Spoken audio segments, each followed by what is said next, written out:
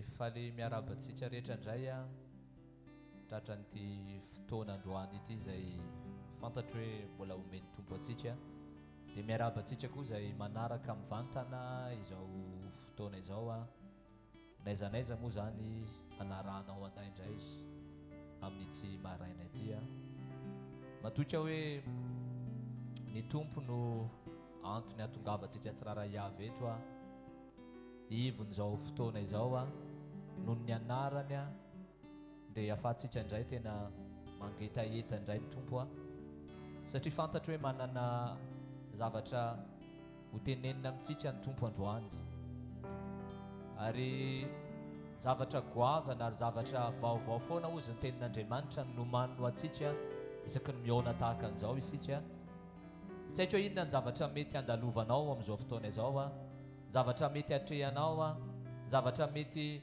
mandalo eo amin'ny fiainanao a mety fizan-toetra karazany maro samihafa fa matoka hoe eto ny tompo androany eto ny fanatrehany androany a eto izy ary andao tena hikatsaka azy amin'ny fotsika rehetrarehetra isika anokatra ny fotsika satria matoka fa matoky ilay Andriamanitra izay atsotsika eto a ary ala daholo mety fomba na fahazarana rehetrarehetra rehefa tonga eo amin'ny fanatrehan'Andriamanitra isika dia tsika tena hanafoana ny amintsika rehetrarehetra hanafoana ny mety fisainantsika rehetrarehetra any andao tena hifantoka eto amin'ny fanatrehan'Andriamanitra na ianao izay manaraka mivantana azy matoka fa afaka hikasika anao Andriamanitra androany afaka hiasa eo amin'ny fiainanao Andriamanitra androany afaka hanasitrana anao Andriamanitra afaka ny hanafaka anao Andriamanitra afaka ny hanovany fonao Andriamanitra tsy zavatra tsy hain'ilay Andriamanitra velona izay tompontsika ao atao a ao anatin'ity fotoanandroany ity do tsika hitsangana dia hivavaka amin'izao fotoana izao a ametraka n'ity fotoana ity ampelantanany tompo a matoky sika fa eto izy a matoky sika fa manatrika an'izao fotoana izao izy a ary tsisy zavatra tsy hain'Andriamanitra tao dia manombo mivavaka sady ianao a dia apetra ao amin'ny tompo izao fotoana izao a aoka tena hiomany sitsany anatsika tsiraray avy any alleluia raha eo misaotra anao izahay a makasitraka fenony amin'ny fahasoavana izay mbola omenao anay indray androany a fahasoavana tokoa tompo satria ny teninao milaza hoe fa fahasoavana tokoa ny namonjenanay ozy ny teninao Andriamanitra ray a ary tsy avy aminay zany tsy avy amin'ny asanay fa tena hoe avy aminao Andriamanitra ray a dia ny antony mbola ahafanay mijoro eto anatrehanao indray amin'ity maraina ity a dia tompo tena avy aminao izany azany no ametrahanay ny zavatra rehetra eo anatrehanao zany nitondranay ny zavatra rehetra eo anatrehanao satria tsy mahefa na inona izay Jesosy a fa tena mila anao zay androany miandrandra anao zay androany manatena anao zay androany manakambara aminay ianao amin'ity fotoana androany ity a tia hampahery anay ianao androany tia hampatanjaka anay ianao androany tia handrotsaka ny herinao aminay manokana ianao androany tia eto ny fanahinao Andriamanitra ray izay asa manokana eo anatrehanay tompo vangio izahay ampio izahay tena tompo ka tena atsapany kasika ao izay manatrika an'izao fotoana izao na manaraka mivantana izy Jesosy a dia atsapany kasika ao manokana satria velona ilay Andriamanitra izay tomponay satria velona ianao Andriamanitra ary miasa manokana eo amin'ny fiainanay tsiraray avy raha eo mankasitraka feno anao izahay a ary mamerina ny voninahitra sahady anao ny voninahitra ny fiderana ny fankalazana dia ho anao ilay Andriamanitra izay mendrika an'izany fankasitrahana izany alleluia dia tsika tiaka mafy an'Andriamanitra alleluia andao tsika hidera azy androany a ankalaza azy amin'ity maraina ity Hosana, Hosana, Hosana miavo indrindra Hosana, Hosana, Hosana, Hosana miavo indrindra mankalaza izay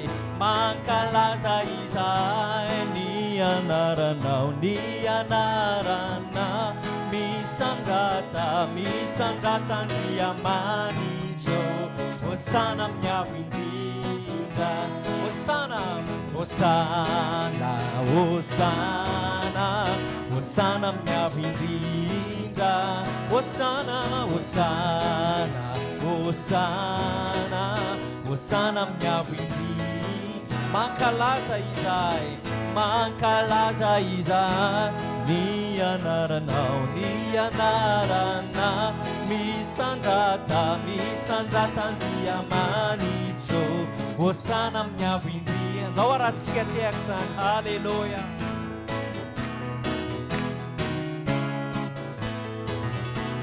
terao terao terao terao teraina ny mpanjaka terao terao terao teraina ny mpanjaka mankalaza izay tompo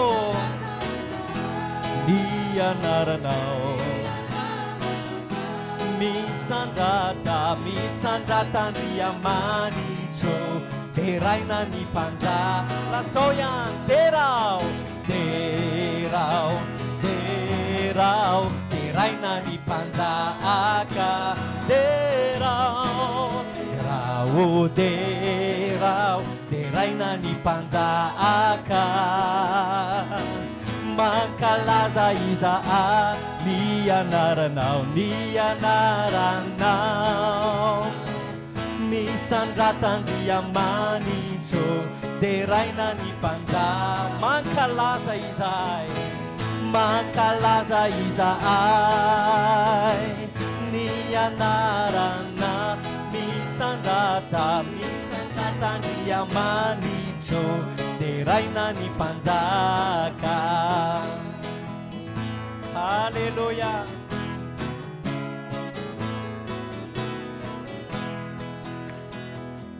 fifaliana ny fiainana rehefa eo ny tompo izy no azo itarainana izy no azo itarainana raha sendra izay manjo izy toky azo antoka tsy mba mamitaka izy no vatofantsika zay no vatofantsika tena azy anterana andao ifaly andao ifaly sy ananatra azy ny fandresena eo aminy etseo ny ery andao ioby izy mpanjaka ny mpanjaka andao ifaly ananatra azy ny fandresena eo aminy etseo ny ery andao ioby izy mpanjaka ny mpanjaka mandrakizay halleluia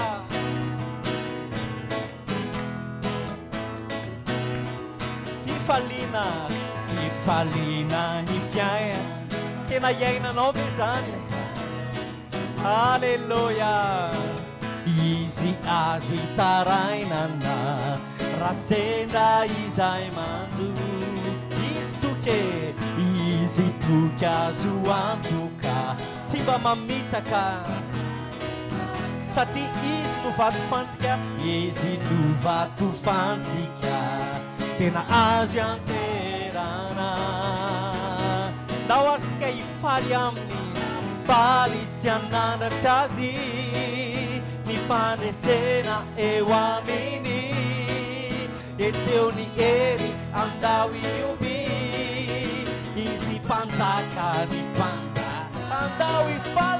andao ifaly anandratra azy ny fandresena eo aminy etseo ny ery andao ioby lasa hoe izy no anjaka ny mpanjaka mandrakizay halleluia roteako zany mandrakizay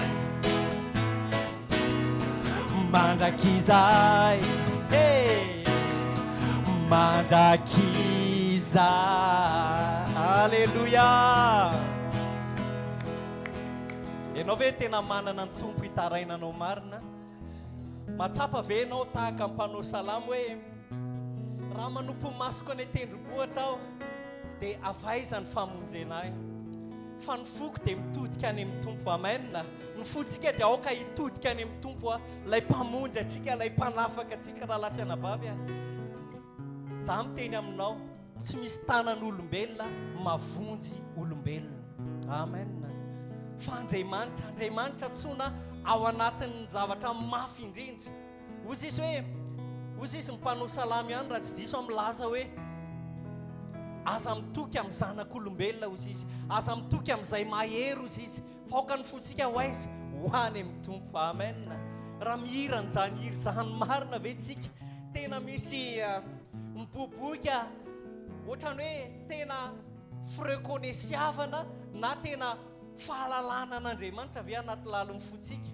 tena hoe Andriamanitra ianao ny mpamonjy anay fa tsy hoe ny fandresena eo aminy fa any amin'ny George ihany ka etsy eo ny hery andao iopy fa ny famonjenantsika dia avy any amin'ny tompo halleloia doa hideran'ny tompo ihany tsika mety rehefa fataotsika fa hitanareo tsy miankina amin'ny hira tsy miankina amin'ilay hira tao fa miankina amin'ny fiderana zay anaty lalon'ny fotsika amen miankina amin'ny tena hoe inona ny zavatra miainga ao anatin'ny fotsika voambolana maha olombelona voafetra hoe mideranao mankalaza anao manandratra anao fa ny any anatin'ny fotsika miteny mafimafy kokoa noho ny voambolana eo amin'ny vavatsika amen midera sy mankalaza ny anaranao fiderana no mivoaka eto tonkira no mivoaka eto fanepoany aoka tena isy amin'ny fiteny vahiny exaltation marina ny apotsika any misy tena fanandratana marina ny anaty lalon'ny fotsika any halleluia midera sy mankalaza ny anaranao Jesosy io midera sy mankalaza ny anaranao lasao ihany lo fihetsika ihany zany midera sy mankalaza ny anaranao Jesosy io midera sy mankalaza ny anao ao tena hira ho azy lasao mafy hoe alleluia alleluia alleluia alleluia alleluia ire alleluia alleluia alleluia alleluia alleluia midera sy mankalaza ny anarana Jesosy io midera sy mankalaza ny anaranao Jesosy ire alleluia alleluia alleluia ire alleluia alleluia alleluia alleluia alleluia Hosanna Hosanna Hosanna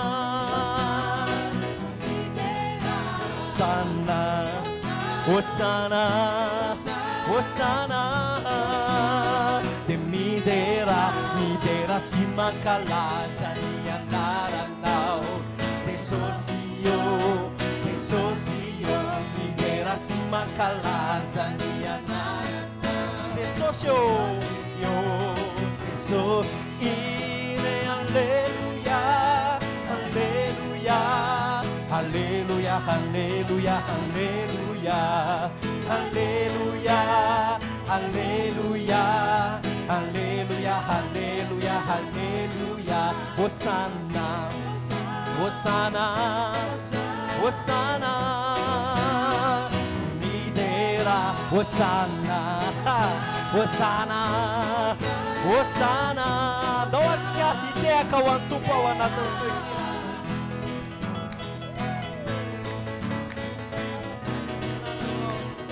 tena voninahitra ianao tompo raisy ny fideranay raisy ny fankasitranay halleluia halleluia halleluia halleluia halleluia halleluia halleluia halleluia halleluia halleluia ire alleluia alleluia alleluia alleluia Dire Alléluia, Alléluia, Alléluia, Alléluia, Alléluia,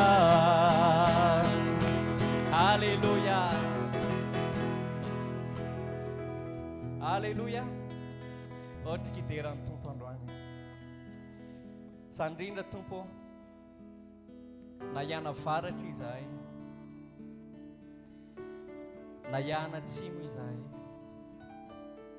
na hiakan-drefana, na hiatsinanana izahay, dia tsy mbola nahita tahaka anao izahay. Nitady izahay fa tsy misy mahafa-po ny fonay, ary tonga amin'ny fehikevitra mihitsy azy izahay, tahaka ny Solomona ao amin'ny mpitory-teny manao hoe na inona zavatra tazany masonay dia ambany avokoa. Zava-pona, ny zava-pona avokoa ny zavatra rehetra. Androany zay raha hideranao,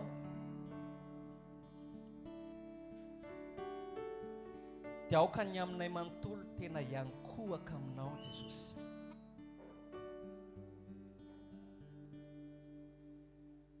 Tsisy akatoerana ambony na dia ny kely akory azy eo amin'ny fiainanay,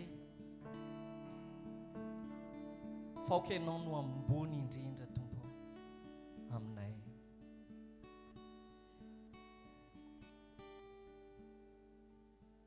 Ary zany no foentinay manantona anao androany, satria mety tsara velatsia izahay raha ohatra ka vavanay milaza fa ambony ianao, avo ianao, fa nefa ataom-ponay ato tsapanay fa ny vola no ambony, olona no ambony kokoa no ianao, fa ny foentinay manatona anao androany dia ny fiekena fa ianao no ambony indrindra eo amin'ny fiainanay. Alleluia.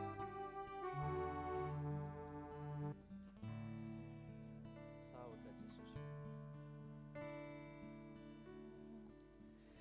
Tonga eto anatrehanao aho, avideranao, anatona indray ny fitoera-masinao, iterindray ny tavanao sy ny fahasoavanao, fa tonga eto aho zaho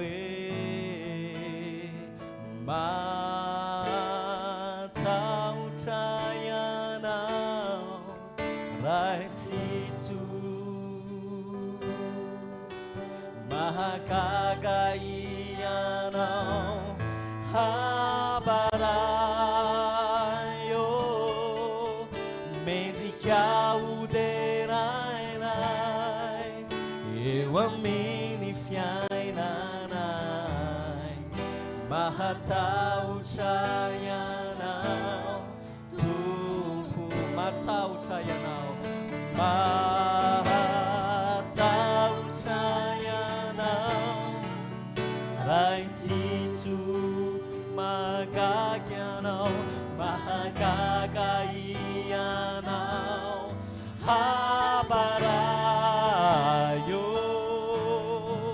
mendrika oderainay eo amin'ny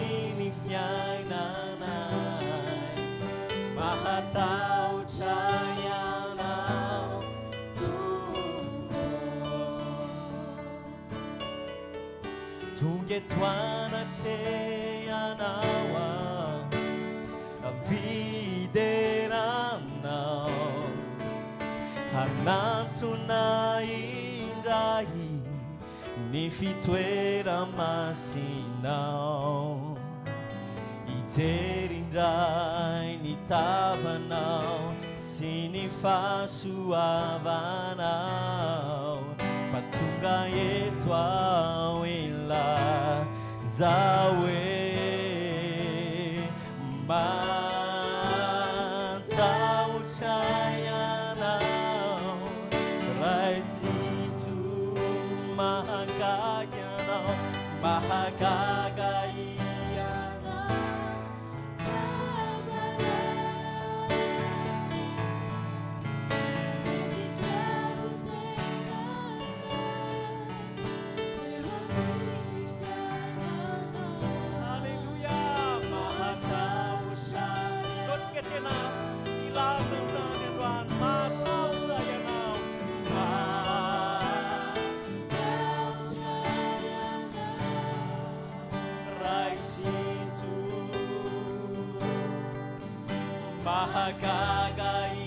mahagagaianao habarayo mezikaudenainai eo amin'ny fiainanai mahatahotraianao lo iraitsika faratra mahatahotra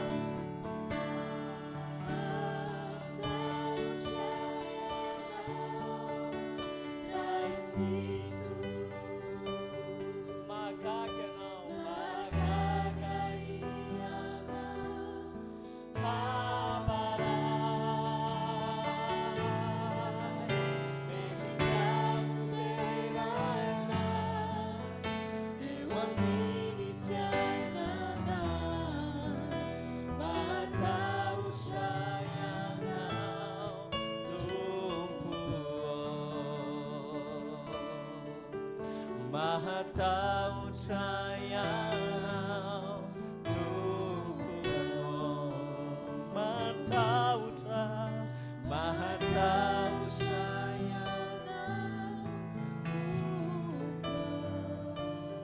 Alleluia. Boky Salamo milaza an'izany hoe mahatahotra Andriamanitra ary zany tahotra izany dia tsy tahaka ny fatahoran'olombelona, tsy tahaka ny fatahorana manam-pahefana, fatahotra tena miaro aja ao anatin'ny fotsika, miaro fiekena ao am-potsika, fiekena fa izy rery no Andriamanitra.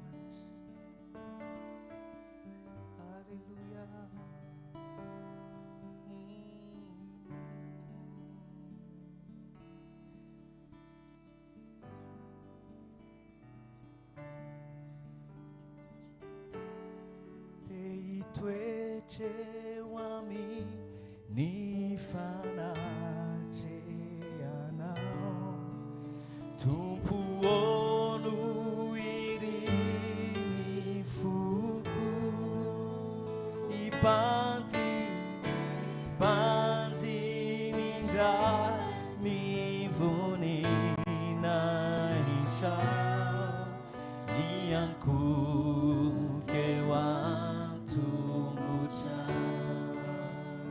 toetra eo amin'ny fanatrehanao dia hitoetra eo amin'ny fanatrehanao Tompo ono iriny foko ibanjinindray ny vonina isao ianko tsika tena ilaza tena zany marina tena lasialama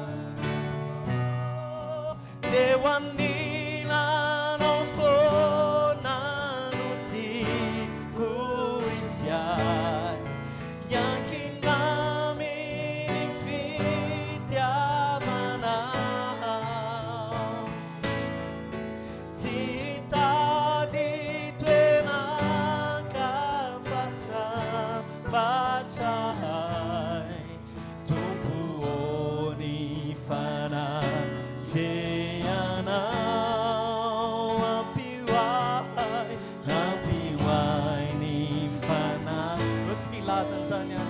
eo anilanao foana ny tiako isiany eo anilanao foana ny tiako isiay yakina miny fitiavana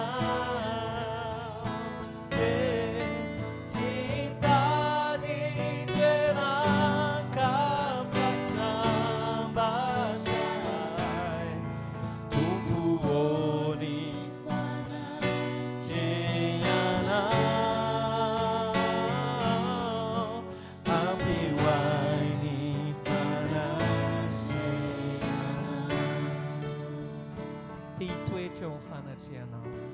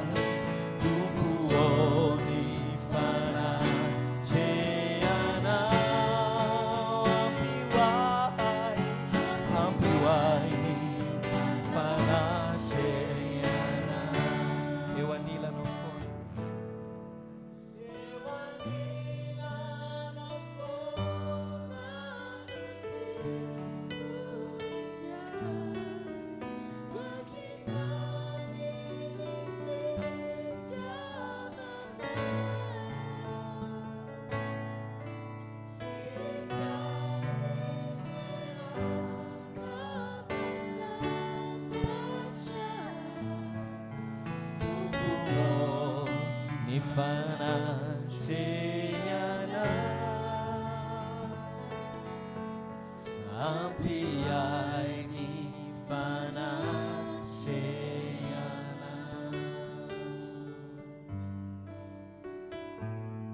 Halleluja. Sandrindra Tompo. Tsy misy toeran-kafa Tompo masambatra anay kotrany eo amin'ny fanatreanao. Alleluia. Androany izay Tompo te mbola mampitodika ny fonay indray ho any aminao Jesosy. Tena todikay ho any aminao ny fonay. Ipanjinanay lay namorona finoana tao anatinay. Ipanjinanay an'ilay tompony finoanay sy mpanefa izany. Halleluja. Raha lasiana bava mitodika aiza ny fotsika androany. Movy anatin'ny ady dia any amin'ny feoan'olona ny fotsika. Sao amin'ny tompony fotsika.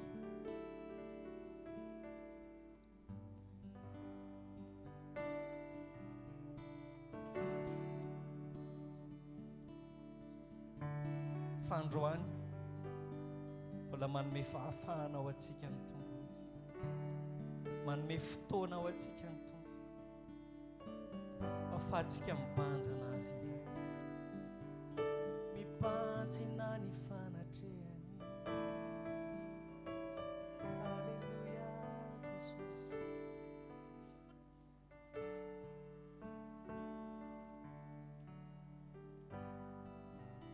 Impirimpiry isika.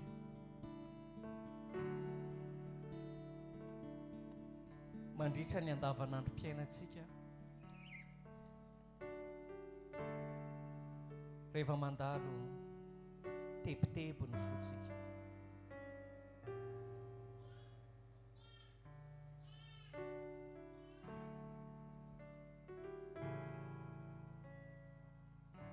ka mampitodika ny fotsika ho any amin'ny tompo.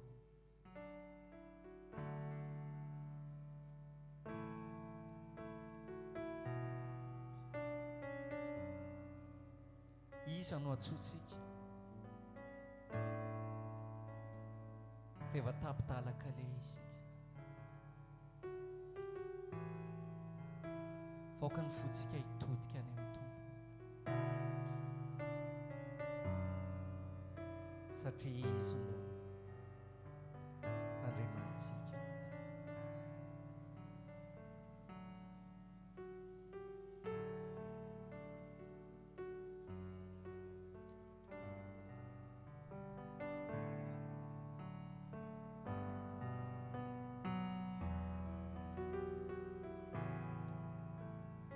Rainay andanitro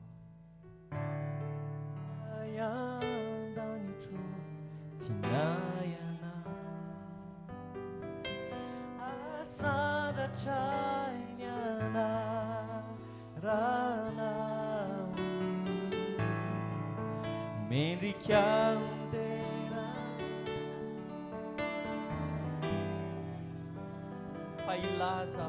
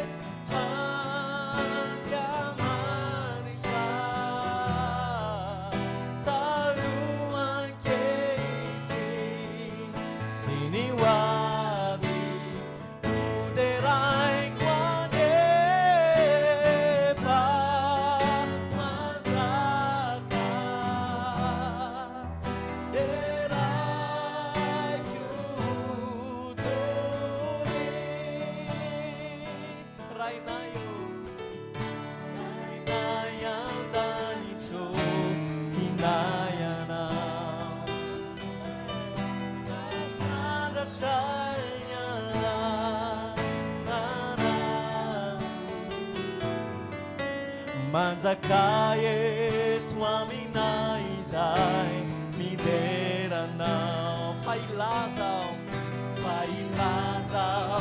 ny atsaranao zay oderaina ny fiamanitra talohan-kehitry sy ny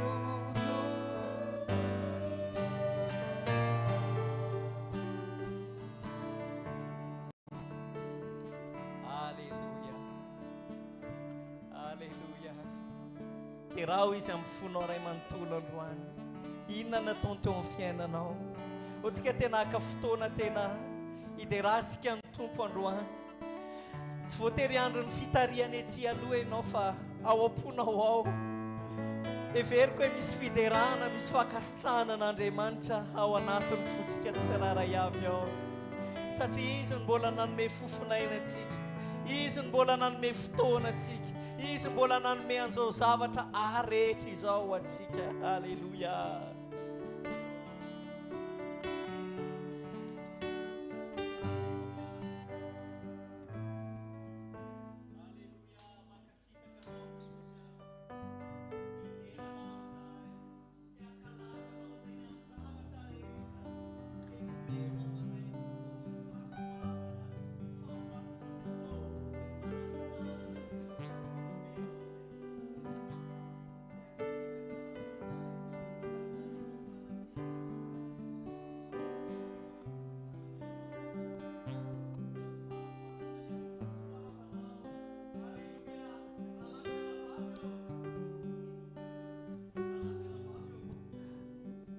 tsika ve misy fotoana tena makasitraka ny amin'ny fahasoavan'Andriamanitra i Paoly dia tena laza hoe fa ny fahasoavanao no natoy izao na re zany hira fotsiny eo am-bavantsika fa tsy hainantsika tsy tsapantsika ny alalany zany fahasoavan'ny tompo zany impirimpiri isika nanehon'ny tompony fahasoavany impirimpiri na ny fiainantsika ankehitriny aza na ny zavatra nomeny tompo atsika rehetra hatramin'ny kely indrindra ka hatramin'ny lehibe indrindra dia fahasoavan'ny tompo zany io asanao io fahasoavan'ny tompo mbola mahatonga anao ao amin'ny tompo mbola fahasoavany ihany zany ny fitahirizany ianao mbola fahasoavany zany halleluia raha lasy anabavy eo tsy hampangina ny vavanao zany tsy hampangina ny fonao zany tsy hatonga anao hijanona amin'izao fotsiny zany rehefa tena tsapanao ny fahasoavany rehefa tena tsapanao ny fony rehefa tena tsapanao fa ny fahasoavany tompo tokoa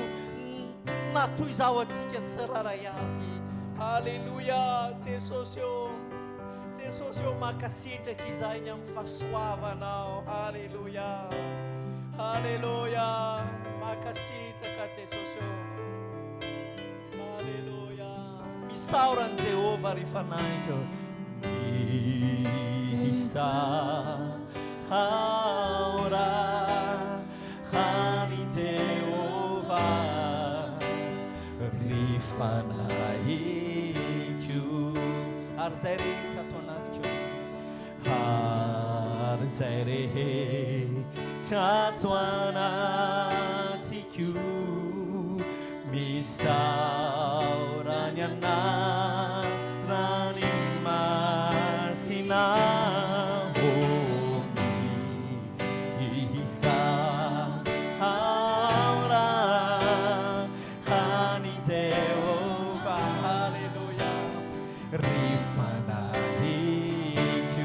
ary aza misy atononao ny fitahiny ary aza halleluia loatsika tena tsy hanao an'izany hira fotsiny androany fa tena ho fakasitrahantsika azy androany rehetra izay namena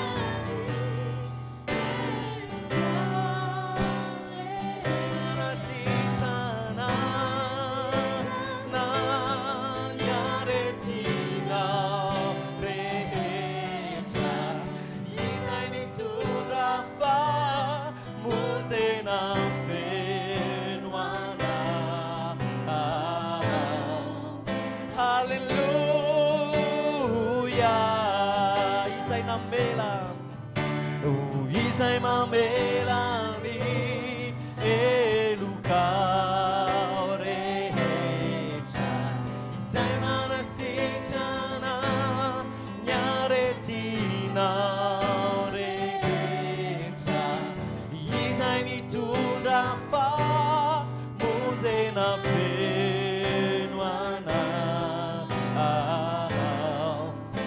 alleluia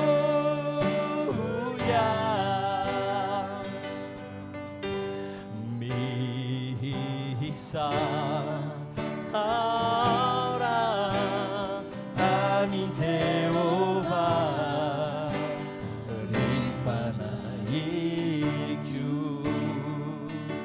ary zay rehetra ato anaty zay rehetra ato anaty misaorany anarany masina isa aora ani Jehovah ary aza misy adononao ny fitahiny rehetra ary aza misy adinonao ny fitahiny rehetra izay mamelany Halleluja izay mamelany elokao rehetra izay manasitrana ny aretinao rehetra izay mitondra famonjena feno anao Halleluja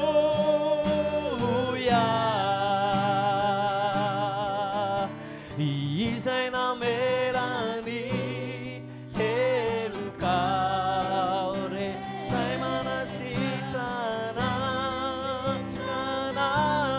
ny aretinao rehetra izay mitondra famonjena feno anao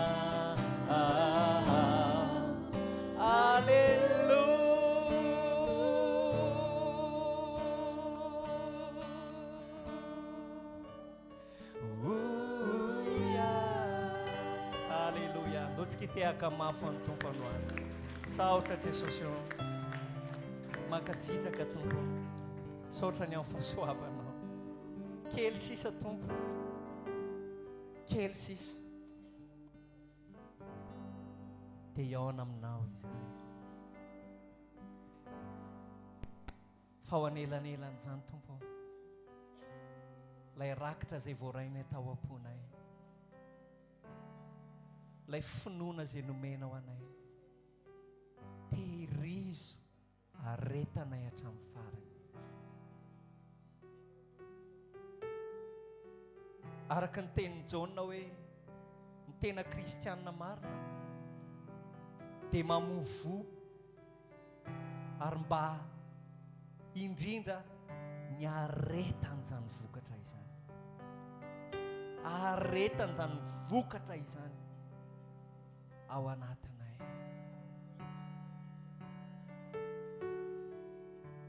itahiry anay mandra-piavinao eny amin'ny rahany lanitra zay efa tsy ela intsony tompo tsy ela intsony fa tehirizo izany hatramin'ny farany Jesosy Halleluja amen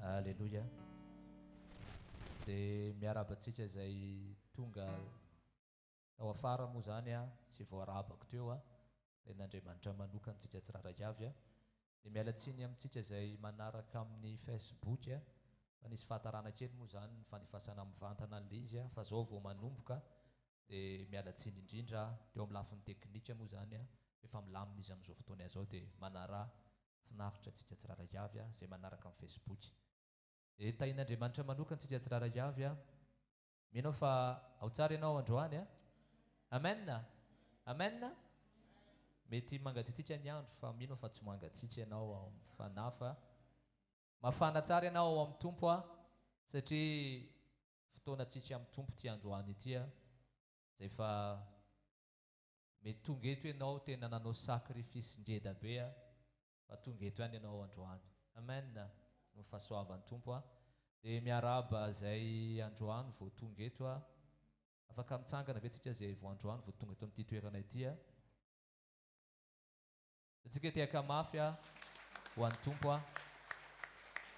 Miaraba tsika dia tonga soa dia rary soa tsika tsy rara avy. Tainy Jesosy a. Dia miaraba ny bebe neny koa elaela tonga soa tain'Andriamanitra manokana. Dia ten'Andriamanitra manokana tsika tsy rara avy. Alleluia. Minao fa misy fiandrasana anatinao androany. Satria raha tonga eto ianao a dia tena miandro ny tompo. Amen. Miandro ny tompo a, tsy tanteraka tsika ny tonga eto fa amboaro ny tompo eto isika. Dia ndao anaika an'izay fanamboarany tompo izay a. Miteny amintsika ny tompo a, manambara amin'ny fony amintsika ny tompo a. Dia ndao hiditra ao anatin'izay sitrapon'ny tompo, izay planin'Andriamanitra eo amin'ny fiainantsika tsy rara avy izay. Satria tsisy tanteraka tsika neto fa tena aokisy etaeta ao anatintsika ao. Aokisy faniriana ao anatintsika ao. Hoe tompo a, tena mila anao a Jesosy a. Satria ity fotoana androany ity a, tsy hisy indray fa manaraka indray vao misy fotoana manaraka indray. Fa mino hoe Andriamanitra androany dia efa manomana zavatra indray a ho an'ny fanahintsika tsy rara avy. Dia ndao anararoatra an'izany tsika androany. Amen. Aoka ianao anadino ny zavatra mety lasa tamin'ny herinandro iny, fa ndao hiatrika an'ity androandroany ity a, izay ataoko hoe fotoam-pahasoavana omen'Andriamanitra sy anao indray. Satria teny amiko sy aminao izy androany a. Satria efa niteny izy tamin'iny fiderana iny a, dia mbola hiteny izy a, dia titsahatra hiteny izy a. Dia anjarantsika manokatra ny fotsika androany. Amen. Tsy hoe mivoaka eto tanteraka be ianao, tsy izay le izy, fa misy zavatra namboarin'Andriamanitra tao anatinao tao.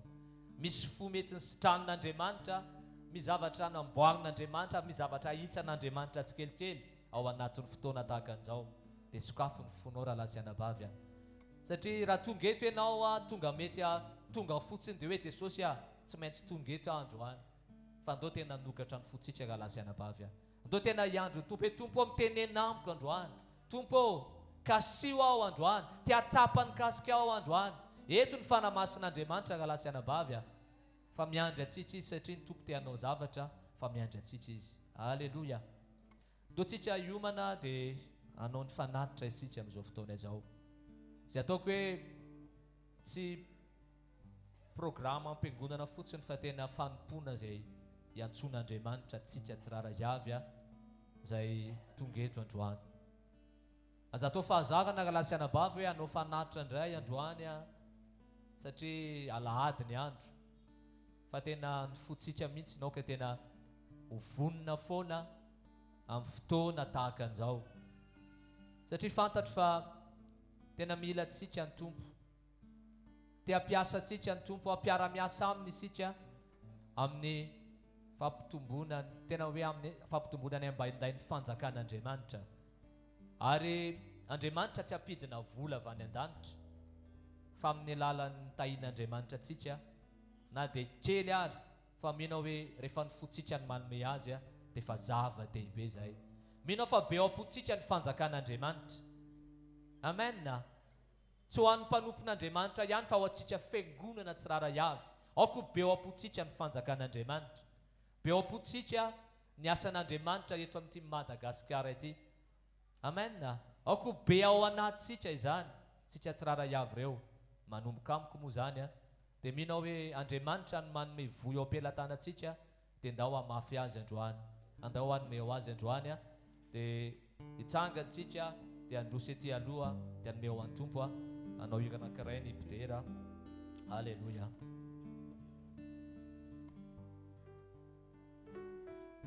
Afaka mandrosy isika.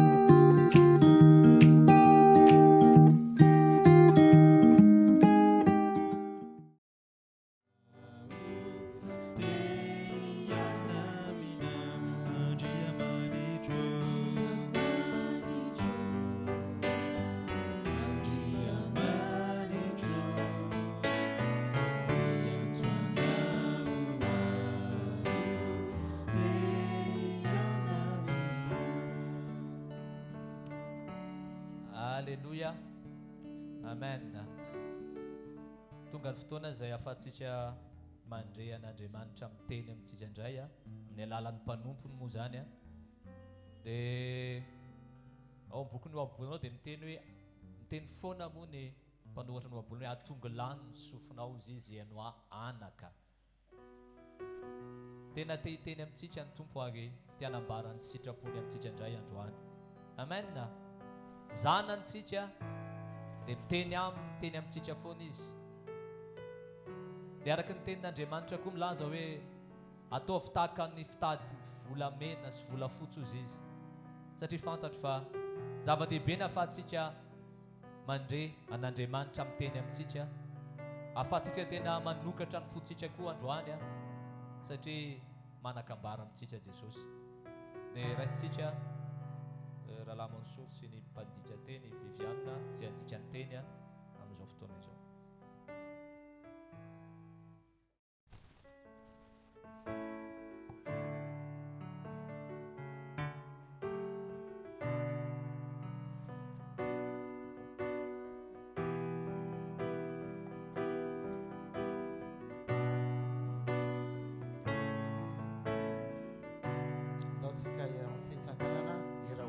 Jésus,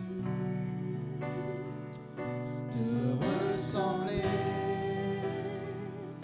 parler comme toi, aimer comme toi, prendre ma croix et m'humilier, pardonner comme tu.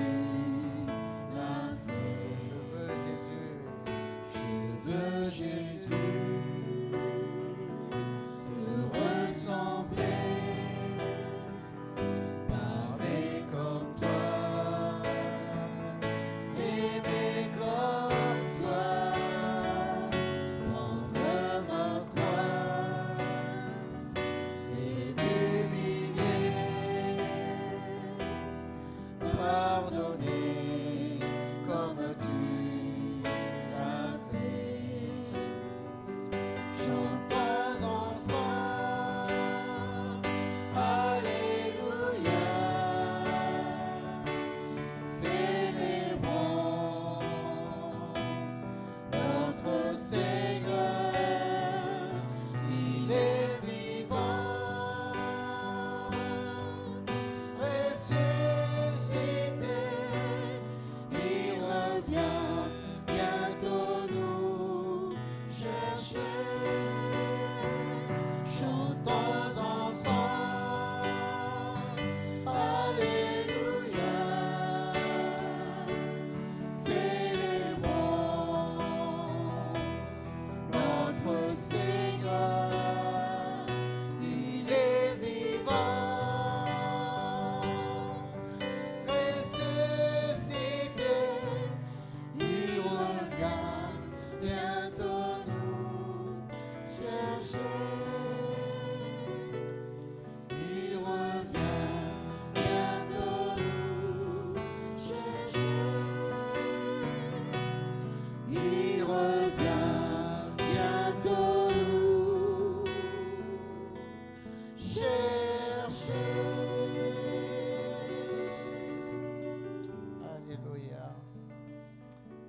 Merci Seigneur, merci Jésus. Quelle grâce que de pouvoir servir un Dieu vivant. Le Seigneur ressuscité. Tu vis à jamais Seigneur. À jamais tu es sur ton trône. Tu règnes en majesté. Nous t'adorons Jésus. Toi qui es notre Seigneur et notre Sauveur, notre Dieu Tout-Puissant, nous t'adorons Seigneur. Merci Jésus, parce que nous pouvons venir devant ta présence ce matin pour te louer, pour te servir, et pour t'entendre, Seigneur, car tu es vivant et tu parles. Tu nous ouvres ton cœur, Seigneur. Et ce matin, Seigneur, nous ouvrons nous aussi notre cœur. Nous restons attentifs à ta voix, Seigneur, à ta parole. Merci, Seigneur, pour la lumière que tu veux nous donner ce matin. Tu veux nous montrer ta volonté, Jésus. Parle à notre cœur. Montre-nous ta volonté. Merci, Jésus, car tu es bon et tu es bienfaisant. Nous te rendons gloire, Jésus. Alléluia. Amen. Vous pouvez prendre place. Et j'espère que tout le monde va bien. Amen. Amen. Comme le disait le frère Fali tout à l'heure.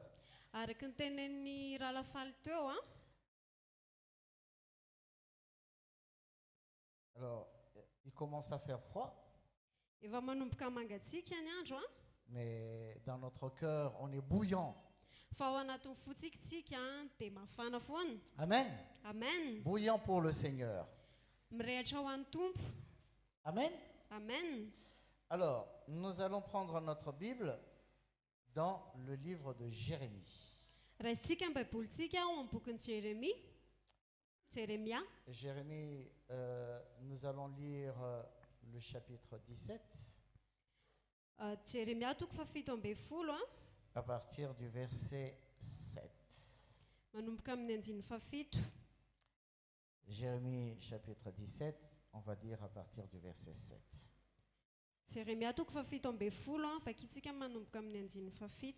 Béni soit l'homme qui se confie dans l'Éternel et dont l'Éternel est l'espérance. Il est comme un arbre planté près des eaux et qui étend ses racines vers le courant. Il n'aperçoit point la chaleur quand elle vient et son feuillage reste vert dans l'année de la sécheresse. Il n'a point de crainte et il ne cesse de porter du fruit. Le cœur est tortueux par-dessus tout et il est méchant. Qui peut le connaître? Moi, l'Éternel, j'éprouve le cœur, je sonde les reins pour rendre à chacun selon ses voies, selon le fruit de ses œuvres. Utaina izay olona matoky an Jehova dia izay manana an Jehova ho tokony fa ho toy ny azo ambolena eo amoron-drano izy izay mamaky eo anilan-drano mandeha ka tsy atahotra na dia avy aza ny anandro sady ho maitso ny raviny ka tsy hanahy izy na dia miantona aza ny andro fa tsy hitsahatra ny famohany. Ny fo dia mamitaka mihoatra noho ny zavatra rehetra sady manana aretina tsy azo sitranyny. Iza moa no mahafantatra ny aminy? Izao Jehova mpandinika ny fo sy mpamantatra ny vo mba hanome ny olona rehetra araka ny alehany avy dia araka ny vokatry ny asany. Oh, quelle parole réconfortante. Tena hoe teny mampahery zany a. Béni soit l'homme qui se confie dans l'Éternel et dont l'Éternel est l'espérance. Ho tahina zay olona matoky an Jehova dia zay manana an Jehova ho tokony. Cette parole s'adresse à nous, les enfants de Dieu. Nous qui plaçons notre confiance dans le Seigneur.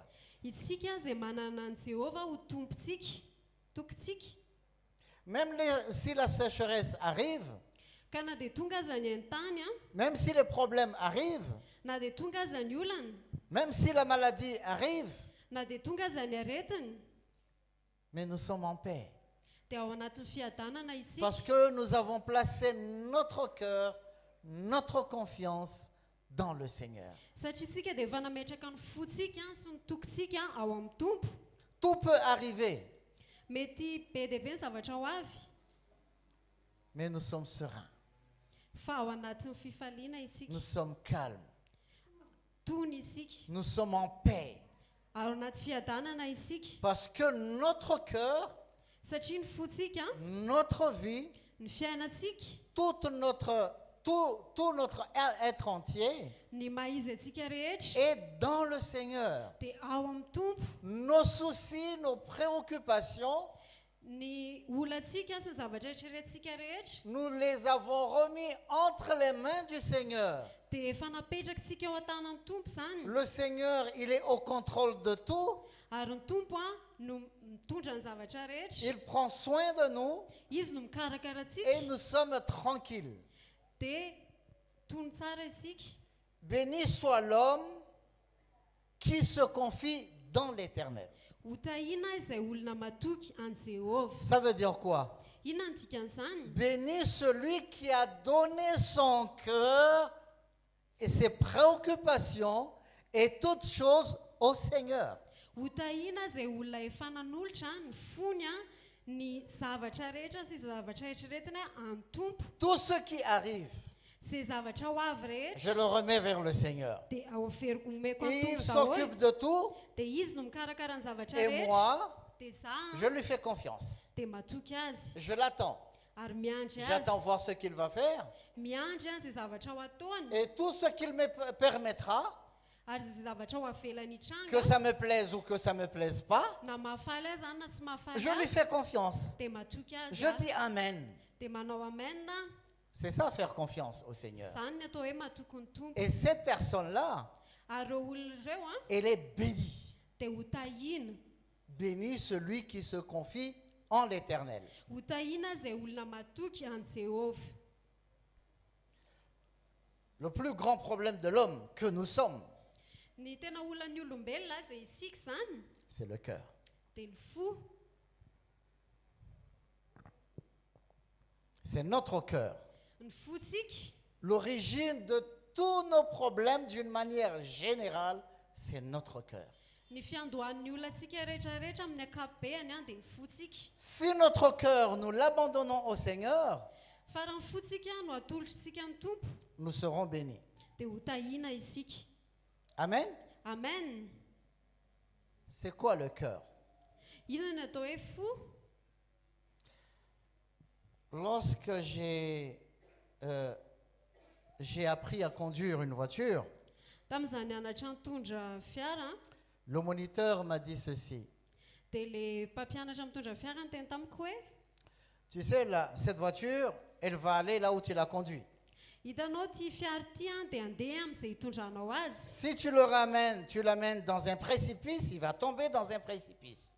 Raha ohatra ka hoentinao any anaty lavaka ty dia milatsaka anaty lavaka. Si tu l'amènes vers le bas-côté, il va aller vers le bas-côté. Raha ohatra ka hoentinao any amin'ny toerana any Dans amin'ny le sisiny trottoir ty et tout, oui. dia mandeha makany amin'ny sisiny. Si tu l'amènes sur la route, elle va tenir la route. Fa raha ohatra ka hoentinao eo amin'ny lalana io dia andeha eo amin'ny lalana io. À l'époque, je n'avais pas du tout compris ce qu'il voulait dire. Dia tamin'izany tsy azoko mihitsy ny zavatra tiany tenenina. Parce que je pensais que à partir du moment où j'entre dans une voiture, Satria nieritreretiko hoe manomboka eo amin'ny fotoana izay idirako anatin'ilay fiara je pensais que c'est la voiture qui m'amène quelque part. dia za nieritreritra hoe ilay fiara no hitondrana amin'ny toerana anankiray. Mais c'est plusieurs années plus tard que j'ai compris ce qu'il voulait dire.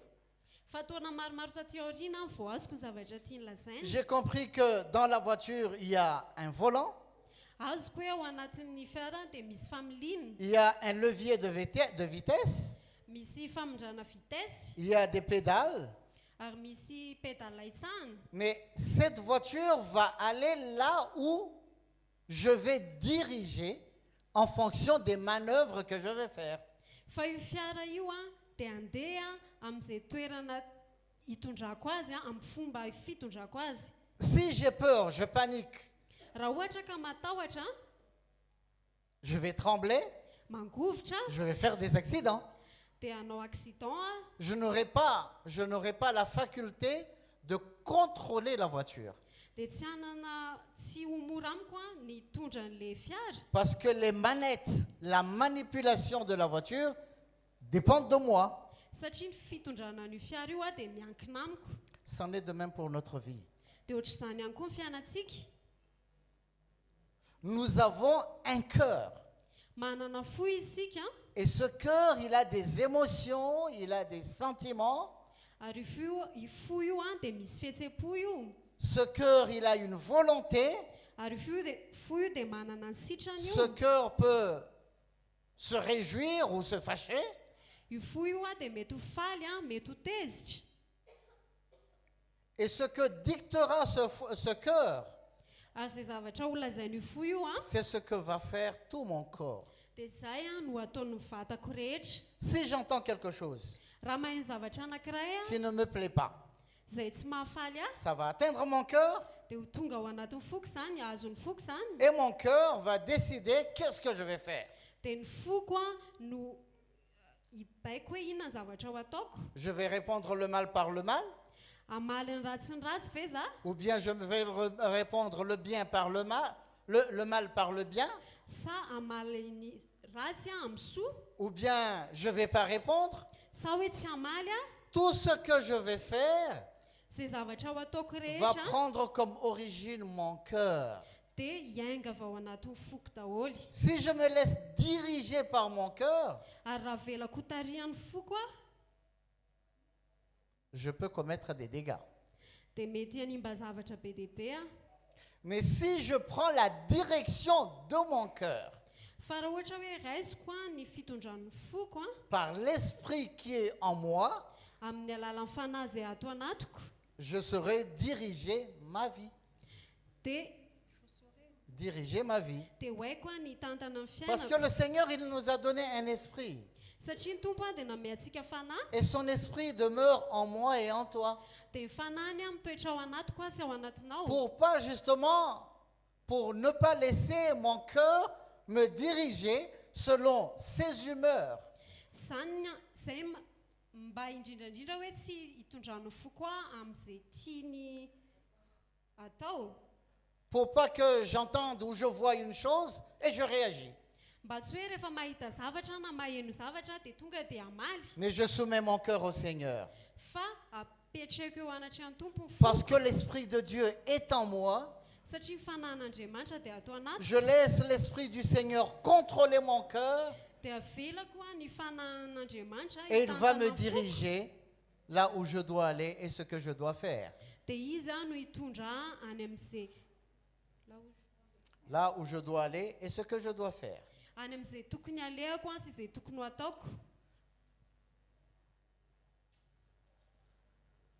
D'après le passage que nous venons de lire, Arak'ilay teny novakitsika teo Jérémie nous montre ici que Dieu a fait un scanner. Jeremia dia miteny antsika eto hoe Andriamanitra dia nandinika. Dieu a fait le scanner de notre cœur. Andriamanitra dia mandinika ny fotsika. Et qu'est-ce qu'il a vu? Dia inona ny zavatra Au hitany? verset 9, il nous dit que le cœur est tortueux par-dessus tout et il est méchant. Eo amin'ny andininy fahasivy izy dia miteny hoe ny fo dia mamitaka mihoatra noho ny zavatra rehetra sady manana aretina tsy azo Ce sitrany. n'est pas un tel hein, ou un tel ou une telle. Hein. Tsy hoe olona zany le izy Ce n'est pas X ou Y. tsy hoe ianona na ianona Mais notre cœur à nous tous, fa ny fotsika rehetra le izay. cœur de l'homme, il est corrompu. Ny fon'olombelona dia voaloto Il est abîmé dia simba. depuis la chute de l'homme en Éden. Nanomboka tamin'ny fahalavon'ny olombelona tao amin'ny Frères Saedena. et sœurs, Raha lasana bavy l'apôtre Paul nous dit que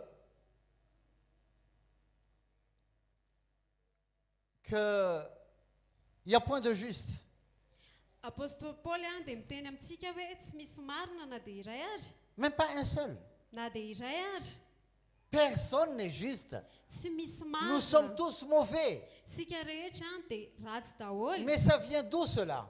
Fa avy aiza Ça zany? vient de notre cœur. Avy amin'ny fotsika zany. C'est vrai, nous sommes justifiés Tena marina hoe vao marina isika par la grâce du Seigneur. tamin'ny alalan'ny fahasoavan'ny tompo. Mais comment est l'état de notre cœur? Fa ohatrany ahoana ny toetra ny fotsika?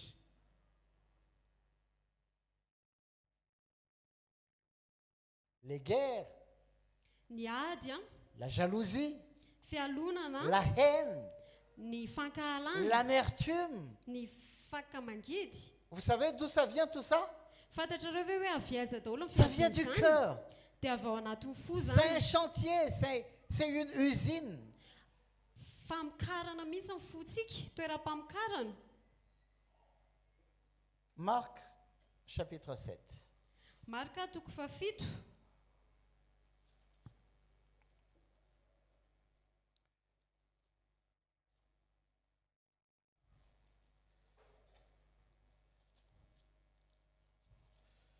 Marc chapitre 7. Marka toko fafito On va lire à partir du verset 21.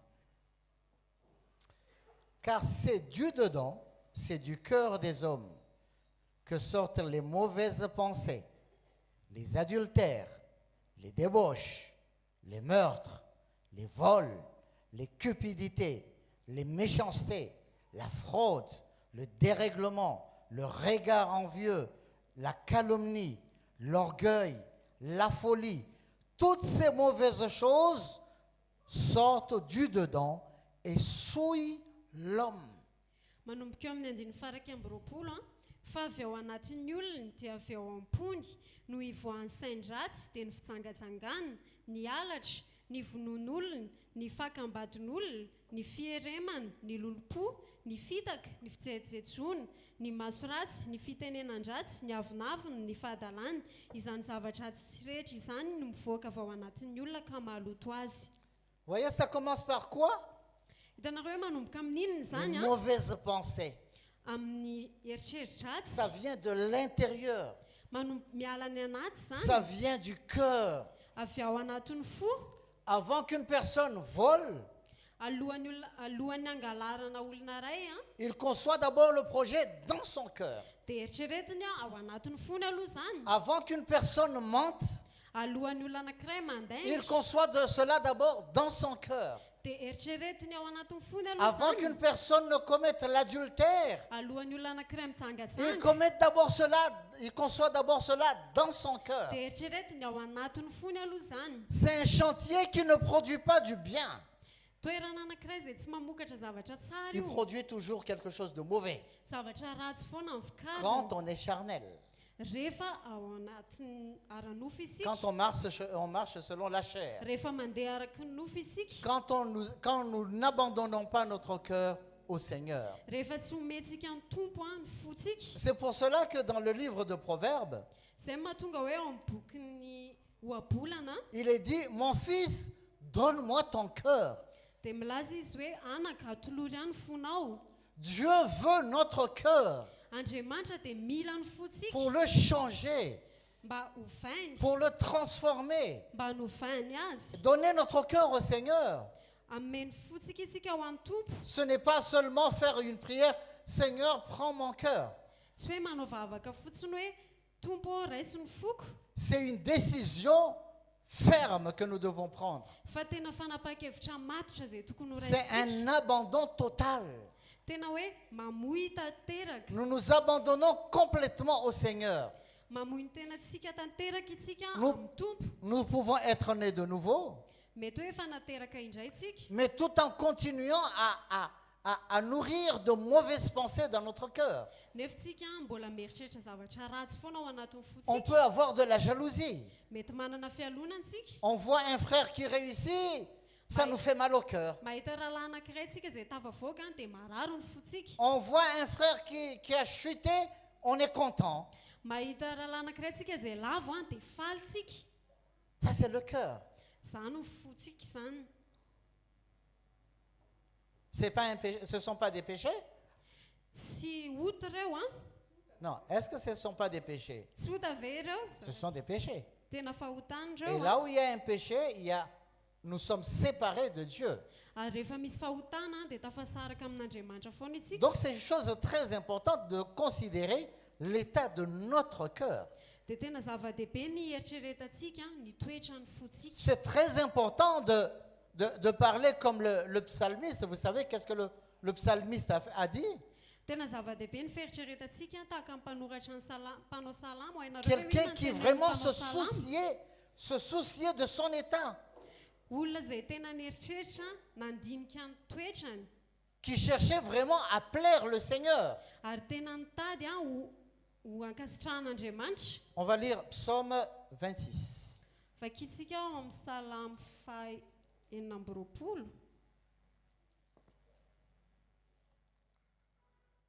Psaume 26. Et le verset 2.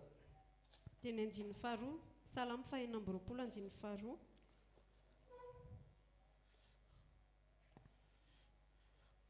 Sonde-moi, Éternel, éprouve-moi, fais passer au creuset mes reins et mon cœur. Tinio aho Jehova ka fantaro izaho toetra ny voako sy ny foko. Frère, Rahalahy, sœur, rahanabavy, est-ce que toi et moi ce matin, sika sy ianao ve amin'ity maraina ity a?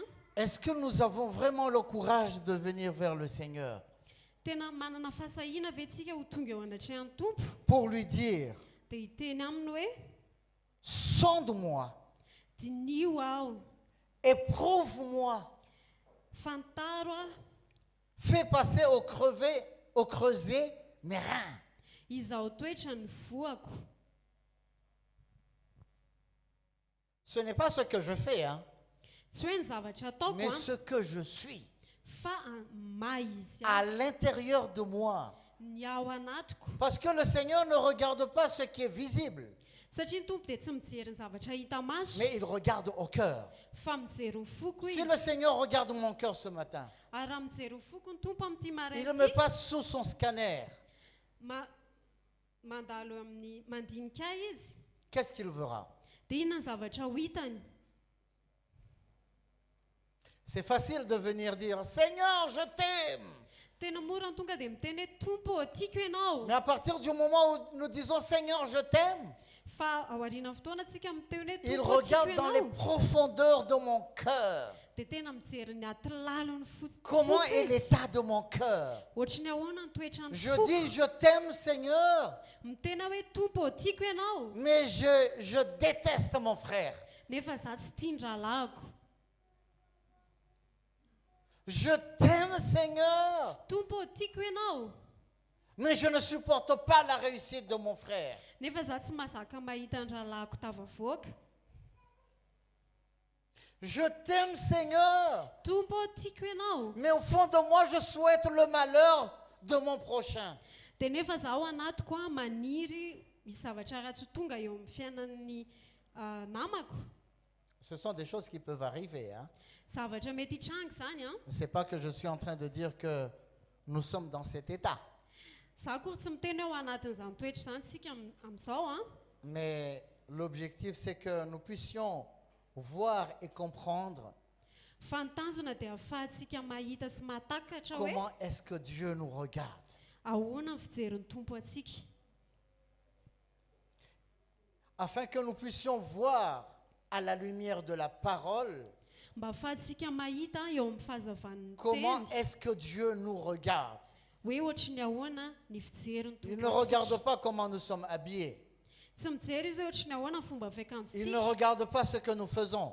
Tsy mijery izy hoe inona ny zavatra ataontsika. Parce que ce que nous faisons, Satria izay zavatra ça ataontsika peut être le résultat de ce que nous sommes à l'intérieur, dia mety ho vokatry ny zavatra izay izy atsika ao anatintsika ao. mais ça peut être aussi contraire à ce que nous sommes à l'intérieur. Fa mety mifanohatra ihany koa amin'izay maha-izy atsika ao anatintsika On ao. peut dire, ah, ma sœur, que le Seigneur te bénisse. Mety afaka mitentsika ranabavy ho tahin'ny Tompo ianao. Ça, c'est l'extérieur. Zay ny eo ivelany Mais qu'en zay. est-il de notre intérieur? Fa ohatry ny ahoana ny ao Parce anatintsika. que c'est ça ce qui intéresse le Seigneur. Satria zay ny mahaliana ny Tompo. Amen. Amen.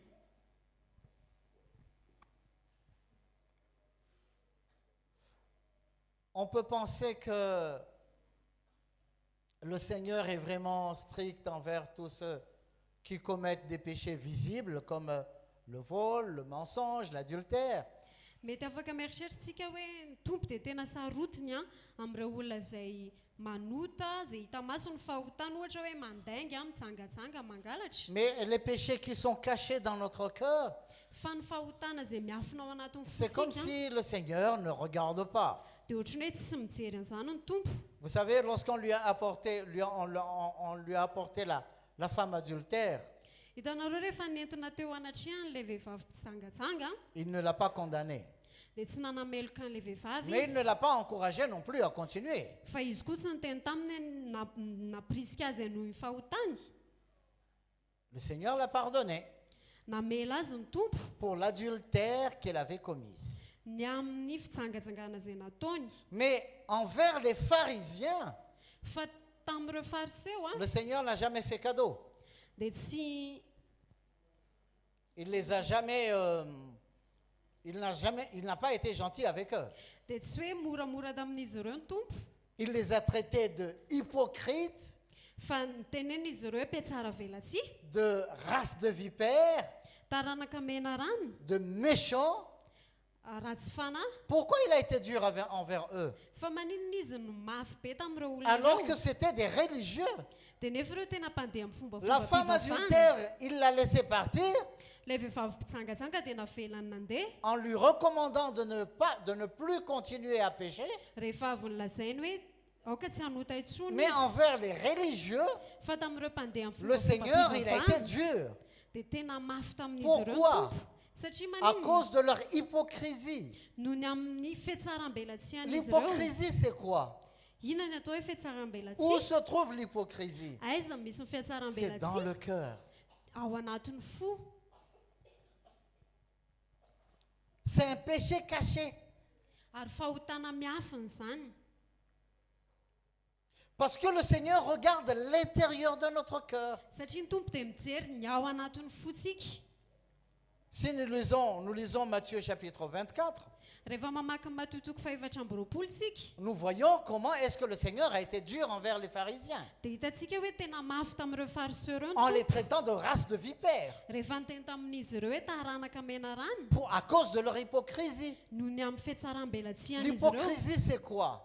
inona atao hoe C'est de fihetsaram-belatsy paraître saint, dia miseho ivelany hoe masina c'est de paraître un enfant de Dieu, miseho ivelany hoe de paraître un zanak'andriamanitra serviteur de Dieu, miseho ivelany hoe mais au mpanompon'andriamanitra fond, à l'intérieur, on est pourri. fa ny ao anaty a dia ratsy lo Le Seigneur n'est pas content avec une telle attitude. dia ny tompo dia mitsifaly a amina fitondratena Donc ohatr'izany l'hypocrisie, c'est une attitude de cœur. zany hoe ny fihetsaram-belatsy a dia toe-po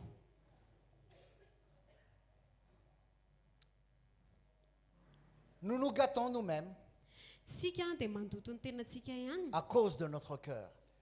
noho ny amin'ny fotsika Si nous ne donnons pas notre cœur au Seigneur, raha ohatra tsika ka tsy manome fotsika ho an'ny tompo a nous devenons insupportables, dia lasa tsy azo eramonina tsika nous polluons notre environnement, mandoto ny manodidina atsika nous isika devenons invivables, sarotra eramonina tsika nous créons toutes sortes de situations mamorona toe-javatra be dia be tsika si nous nous laissons diriger par notre cœur. raha ohatra tsika ka velantsika tarihan'ny Le fotsika cœur de l'homme, il est mauvais, frères et sœurs. satria ny fon'ny olona dia ratsy raha lasa napavy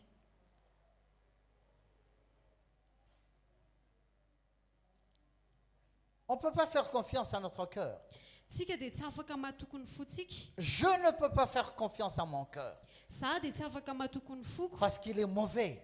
satria ratsy izy Qu'est-ce que je dois faire? inona ny tokony ataoko Donner mon cœur au Seigneur. manolotra ny foko amin'ny tompo Laisser le Seigneur prendre les commandes de mon cœur. mamela tompo hitondra ny foko Le cœur, c'est quelque chose de très sensible, hein. ary ny fo a dia zavatra tena Très fragile. dia marefo Pour un oui ou pour un non, il peut provoquer des humeurs. izy a dia miteraka fihetsika Le cœur est trompeur. ary mpamitaka ny fo C'est un organe que nous avons besoin vraiment de confier entièrement au Seigneur. ary io a dia tova tokony tena omentsika ny tompo tanteraka Pourquoi il y a des luttes? Pourquoi il y a des divisions? Pourquoi il y a des divorces? fa maninona misy tola fa maninona misy fizarazarana fa maninona misy fisarahampanambadiana Pourquoi il y a tous ces problèmes dans la vie? fa maninona misy an'izany olana rehetrarehetra izany eo amin'ny C'est fiainana à cause de la dureté de notre cœur. zany dia noho ny amin'ny famafisan'ny fotsika Parce qu'on ne veut pas amener ce cœur sur la croix. satria tsy tiatsika hoentiny eo amin'ny hazo fijaliana ny fotsika On ne veut pas accepter de s'humilier. tsy te hanaikitsika hanetry teny On ne veut pas accepter que un frère ou une sœur nous dépasse. tsy te hanaikitsika hoe misy ralàna anabavy mihoatra On atsika veut toujours avoir raison.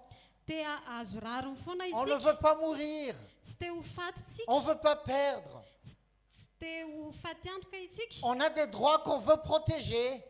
misy zoatsika izay tiatsika ho arovany Et le cœur s'enfle. dia mieboebo ny Le fo cœur prend la direction de notre vie. mitondra ny fiainatsika ny fotsika Jacques chapitre 4. jakoba toko faefatra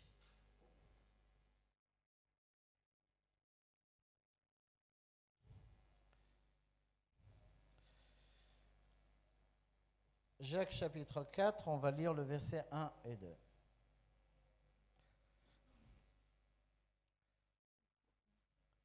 Jacques chapitre 4, verset 1 et 2.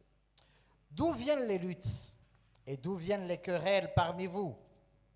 N'est-ce pas vos passions qui combattent dans vos membres? Vous convoitez et vous ne possédez pas. Vous êtes meurtriers et envieux et vous ne pouvez pas obtenir. Vous avez des querelles et des luttes et vous ne possédez pas parce que vous ne demandez pas. jakoba toko faefatra any andininy voalohany sy faharoa afiaiza ny ady ary afiaiza ny fifandirana eo aminareo tsy izova no hiaviany dia ny filanareo izay miady ao anatin'ny momba ny tenanareo mila ianareo nefa tsy manana ihany mamony sy mitsiriritra ianareo nefa tsy mahazo ihany mifanditra sy miady ianareo tsy manana ianareo satria tsy mangataka Vous voyez d'où viennent tous ces problèmes? hitanareo hoe aviaiza le olana rehetra eto Nos passions. ny filatsika Ça vient de l'intérieur, avy any anatintsika de zany notre cœur. avy ao anatin'ny fotsika Et on n'est pas simple. dia tsika dia tsy tsotra On devient compliqué. lasa mana On sarotsavatra cherche isika ses propres intérêts. lasa mitady ny tombontsoa On se atsika regarde manokana soi-même. lasa mijery ny On se tenatsika demande qu'est-ce manokana que je vais gagner. dia manontany tena hoe inona ny zavatra ho azoko Tout ça, c'est la chair. zany a dia nofo La zany chair réclame toujours ses droits. ary ny nofo a dia mitaky ny La zoany chair ne foana veut pas mourir. nofo a dia tsy te ho La faty chair ne veut pas aller à la croix. nofo a dia tsy te ho eo amin'ny hazo fijaliana Donc nous prenons la direction de notre vie. dia tsika no mandray mitondra ny fiainatsika Vous savez ce que dit Jérémie? On va revenir dans Jérémie 17. andao tsika hiverina maky any jeremia toko fafito ambin'ny folo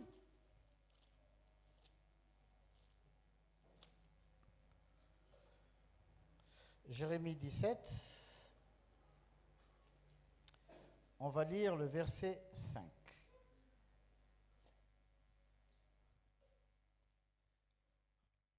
Alors, que dit le verset 5?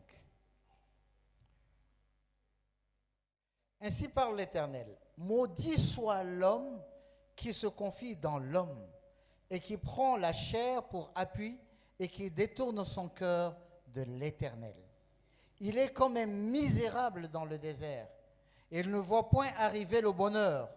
Il habite dans les lieux brûlés du désert, une terre salée et sans habitants. jeremia toko fafito ambin'ny folo andininy fadimy izao no lazain'i jehovah ovaozina izay olona matoky olona sy manao ny nofo ho sandriny ka miala amin'i jehovah ny fony fa ho tahaka ny olona mahantra any an-tany ay izy ka tsy mba hahita na dia avy aza ny soa fa honina any amin'ny tany karakainana ny efitra dia any amin'ny tany sira izay tsy honenana Maudit l'homme qui se fie en l'homme. voaozina izay olona matoky olona Maudit l'homme qui se confie en la chair, voaozina izay olona matoky ny en son nofony cœur. matoky ny fony C'est une personne sans espérance.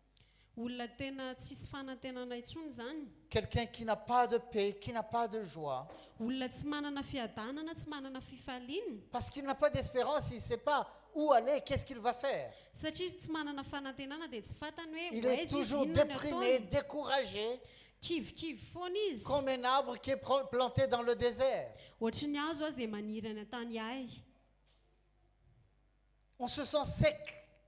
Tena matsapa tena ho maina isika.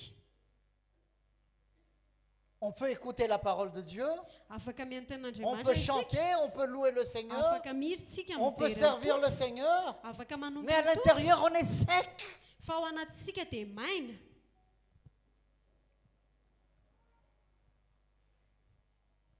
Mais le Seigneur ne veut pas que nous soyons de ces gens-là. Dia nefa tsy tiany tompo olona tahaka an'izany isika. Amen. Amen. Amen. Amen. Le Seigneur veut nous donner un cœur nouveau. Ny tompo a dia te hanome antsika fo vaovao. Il veut enlever ce cœur de pierre Tiany hoe sorona ilay fo vato ao anatintsika, qui s'endurcit, izay mafy, qui ne veut pas s'humilier, izay tsy te hihetry, qui ne veut pas reconnaître qu'il a tort, izay tsy te hanaiky hoe diso izy, qui ne veut pas reconnaître que il faut demander pardon, izay tsy te hanaiky hoe mila mifony, ou qui ne veut pas pardonner aussi les autres. ary tsy te hamela heloka ihany koa, ny hafa ihany koa. Le Seigneur nous a fait une promesse Ny tompo dia nanome fampanantenana antsika dans Ézéchiel chapitre 36.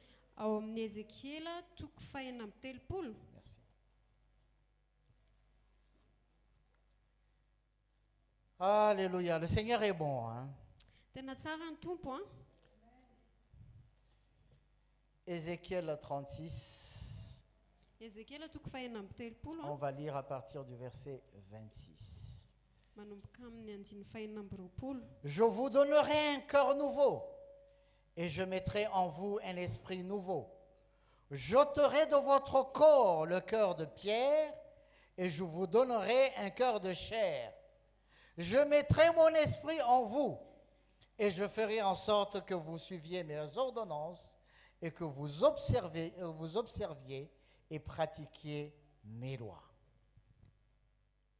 Ary omeko fo vaovao ianareo, ary fanahy vaovao no ataoko ao anatinareo, ary esoriko amin'ny nofinareo ny fo vato, ka omeko fo nofo ianareo, ary ny fanahiko no ataoko ao anatinareo, ka hatonga anareo handeha araka ny lalako sy hitandrina ny fitsipiko ka hanaraka azy.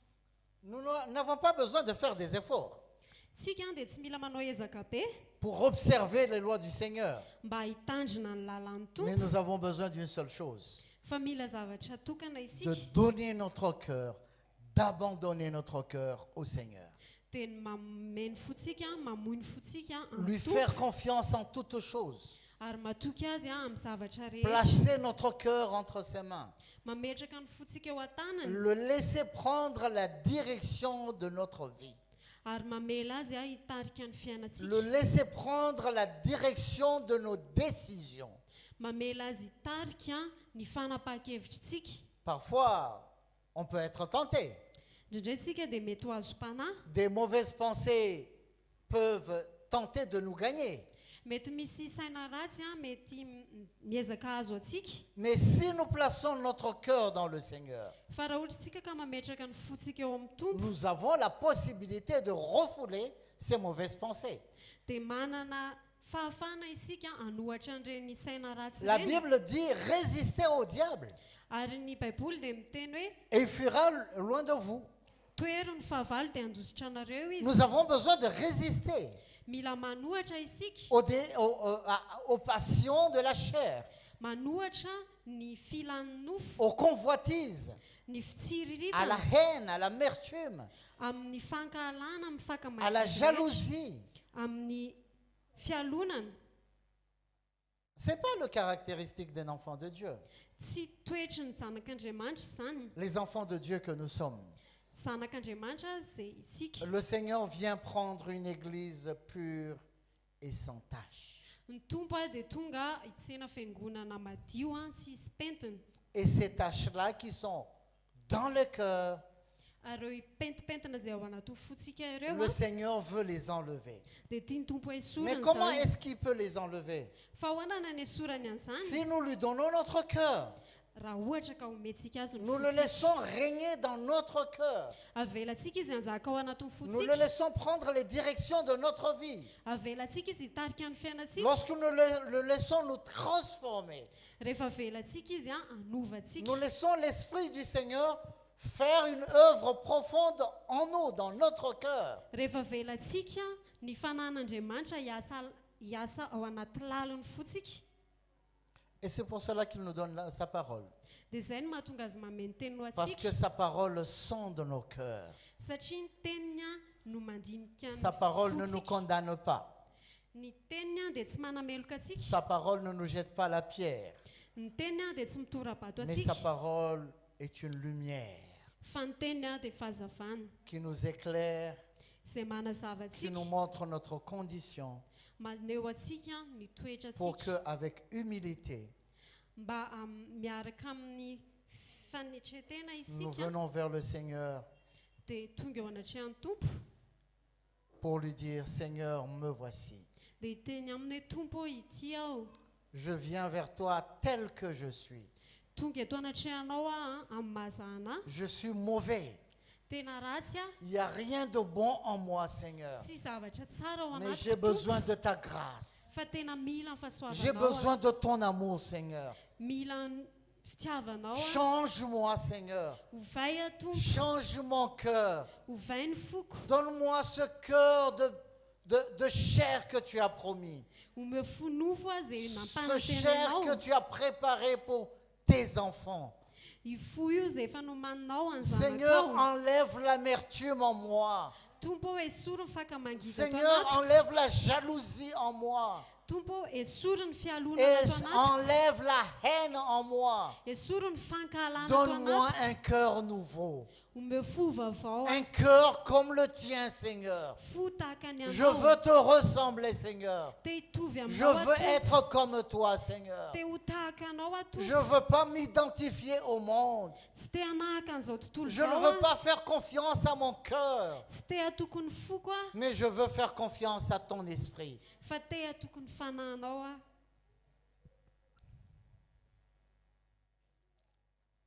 Voilà ce que le Seigneur veut de toi et de moi. Ary zay ny tia ny ilain'ny tompo a amiko sy aminao. Des enfants légitimes. Zanaka tena izy. Des fils et des filles dans la maison du Seigneur. Tena zanaka vavy sy zanaka lahy ao an-tranon'ny Qui tompo. laissent leur cœur façonné, travaillé par le Seigneur. Mamela ny fony izy ireo a ho karakarain'ny tompo sy asan'ny tompo. Des hommes et des femmes qui sont différents. Lehilahy sy vehivavy a zay tsy mitovy Nous sommes appelés à faire la différence. natsoina itsika mba hiavaka. Nous pouvons ressembler à nos parents, à nos frères et à nos sœurs, extérieurement. Afaka mitovitsika amin'ny ray aman-drentsika amin'ny raha vavy sy anadahintsika amin'ny endrika ivelany. Mais intérieurement, Fa ao anatitsika nous avons besoin de ressembler à notre Père. dia mila mitovy amin'ny raintsika isika. Nous devons ressembler à notre Seigneur. Dia mila mitovy amin'ny tompontsika isika. Comment est le Seigneur? Ohatriny ahoana moa ny tompo? Lisons un dernier passage dans Philippiens. Andao isika maky andalana fatrany ao amin'ny Filipianina. Philippiens chapitre 2. Filipianina toko faharoa.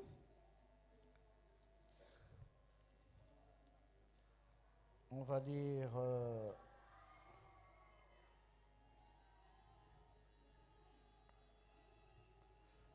va lire à partir du verset 1er. Fakitsika manomboka amin'ny andininy voalohany. Si donc il y a quelque consolation en Christ, s'il y a quelque soulagement dans l'amour, s'il y a quelque communion d'esprit, s'il y a quelque compassion et quelque miséricorde, rendez ma joie parfaite, ayant un même sentiment, un même amour, une même âme, une même pensée. Ne faites rien par esprit de parti ou par vaine gloire, mais que l'humilité vous fasse regarder les autres, vous fasse regarder les autres comme étant au-dessus de vous-même. Que chacun de vous, au lieu de considérer ses propres intérêts, considère aussi ceux des autres. Filipiana toko faharoa andiny voalohany. Koa raha misy famporisihana ao amin'ny Kristy, raha misy fampiononana avy amin'ny fitiavana, raha misy firaisana amin'ny fanahy, raha misy famindrapo sy fiantrana, dia tanterao ny fifaliako mba hiraisanareo saina, miray fitiavana, miray fo, miray hevitra, tsy manao na inona amin'ny fifampiandaniana na mandrany tena foana, fa amin'ny fanetrentena dia aoka samy hanao ny namany ho mihoatra noho ny tenany, ary aza mihevitra ny azy ihany fa samy ny an'ny namany koa. Voyez ce qui est dit dans le verset 3, mais que l'humilité vous fasse regarder les autres comme étant au-dessus de vous-même, que chacun de vous, au lieu de considérer ses propres intérêts, considère aussi ceux des autres. Hitanareo eo amin'ny andininy fahatelo eo, tsy manao na inona amin'ny fifampiandaniana na mandrany tena foana, fa amin'ny fanetrentena dia aoka samy hanao ny namany mihoatra noho ny tenany. En étant dans la chair, Maha ao anatin'ny nofo atsika on dira, hein, c'est de la folie. dia mety hitentsika hoe tena fahadalàna koa zany. Comment est-ce que je peux regarder les autres comme étant au-dessus de moi? Ahoana moa ny eritreretako hoe hevitra ny hafa mihoatra noho izaho? Dans le monde, tout le monde court. Eo amin'izao tontolo izao dia mihazakazaka ny Et olona on rehetra s'écrase dans le monde. dia mifanitsaka eny amin'izao On tontolo s'écrase izao. pour avoir une promotion. Mifanitsaka mba samy hahazo toerana. On s'écrase pour être vu, pour être considéré, Mifanitsaka mba samy te ho pour hita, avoir une place, mba samy hahazo pour toerana, avoir un titre, mba hahazo anarana, pour avoir, je sais pas moi, une position. hahazo toerana anankiray. Et on est prêt à tout Dia vonona any amin'ny zavatra pour rehetra écraser les autres. anitsahana ny hafa. Mais quel était le sentiment qui était en Jésus-Christ? Fa ahoana ny toetra tao anatin'ny fony Jesosy? Il n'a pas considéré sa gloire, Izy dia tsy nihevitra ny sa voninahitra, position, tsy nihevitra ny toerany, mais il s'est humilié. fa nanetry-teny izy. Ce cœur, Ty fo ty il a besoin d'être humilié. dia mila ampiatrena.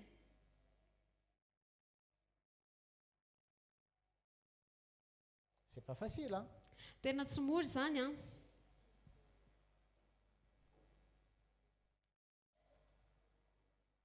Considérer les intérêts des autres, mihevitra ny an'ny hafa, regarder les autres, les besoins des autres, mijery ny zavatra ilain'ny hafa. et parfois tu peux être dans les mêmes besoins.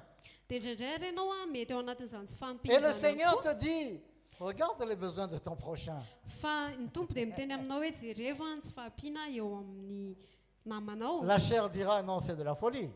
Dia nofo dia hiteny hoe tena fahadalàna C'est zany. moi d'abord. Zany voalohany, Ça, c'est la chair. izay ny nofo.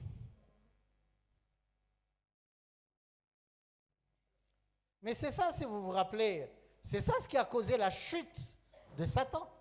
Ary raha tadidinareo dia izay no nitarika ny fahalavon'ny Qui Satana, voulait être semblable au Seigneur.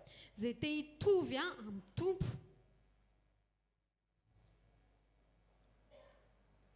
La sagesse de Dieu, c'est la folie pour l'homme, hein. Ary ny fahendren'Andriamanitra dia fahadalàna ho an'ny olombelona. La pensée de l'homme ne peut pas accepter ça. Ary ny fevitr'olombelona dia tsy mety tsy afaka manaiky an'izany. Mais c'est ce que nous enseigne la sagesse de Dieu. Fa izay ny ampianarin'ny De fahendren'Andriamanitra amintsika. considérer les intérêts des autres. Ny hevitra ny tombony ho an'ny namany. C'est-à-dire bannir l'égoïsme. Izany hoe tena manala ny fitiavan-tena. Ce cœur, il a besoin d'être purifié. Ny fotsika dia mila voadio. C'est un travail. Ary tena asa zany, Ça, c'est l'œuvre du Saint-Esprit. asan'ny fanahy masina zany. Le Saint-Esprit qui veut travailler chaque jour en moi. fanahy masina azy ty asa isan'andro atao anatiko pour purifier mon cœur. mba hanadio ny foko. Un tout dernier passage, tout dernier, Hébreux Mis- chapitre 10. misy teny farany a andalana farany ao amin'ny Hébreu toko 10.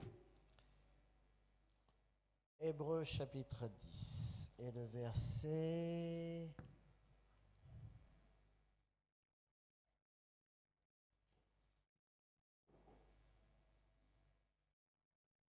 Oui.